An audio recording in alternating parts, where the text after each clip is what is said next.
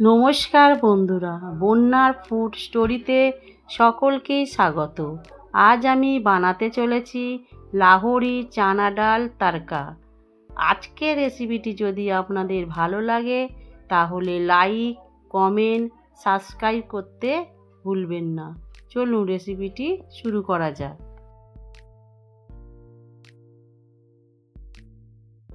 এটি বানানোর জন্য আমি প্রথমে আদা থেঁতো করে নিচ্ছি, কারণ এই রান্নায় আদার পরিমাণটাই বেশি লাগবে।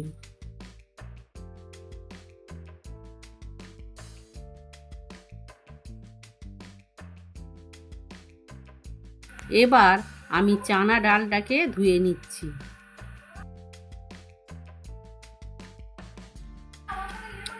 এবার এই ছোলার ডালটি প্রেসার কুকারে দিয়ে তাতে একটা কাঁচা লঙ্কা, সামান্য পরিমাণ সর্ষের তেল ও সামান্য হলুদ গুঁড়ো ও পরিমাণ মতো জল আর আদা বাটা দিয়ে সেদ্ধ করে নেব। আমি এখানে 4টে সিটি দিয়ে সেদ্ধ করে নিচ্ছি। দেখুন, প্রায় 70% সেদ্ধ হবে।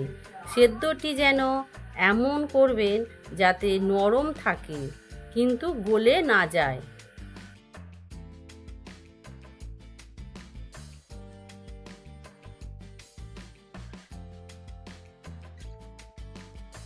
এবার কড়াইতে সর্ষের তেল দিয়ে তেল গরম হলে তাতে জিরে ফোড়ন, কুচনো কাঁচা লঙ্কা, আদা দিয়ে নাড়াচাড়া করে নিতে হবে।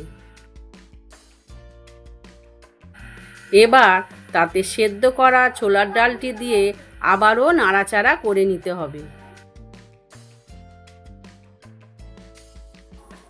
শেষে তাতে স্বাদ মতো নুন ও জিরে গুঁড়ো দিয়ে ফুটিয়ে নিলেই রেডি আজকের রেসিপি লাহোরি চানা ডাল তড়কা। রেসিপিটি ভালো লাগলে কমেন্ট করবেন আর ভিডিওটি দেখার জন্য ধন্যবাদ।